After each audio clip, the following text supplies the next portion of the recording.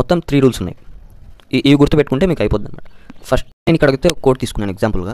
So for example ఇప్పుడు మనకి linear సెర్చ్కి ఒక కోడ్ ఉంది అనుకున్నాం. సో ఇక్కడ ఒక అర్రే ఇచ్చి ఈ అర్రేలో నాకు 3 అనే ఎలిమెంట్ ఏ ఇండెక్స్లో ఉంది ప్రింట్ చేయమని అడిగారు అనుకోండి.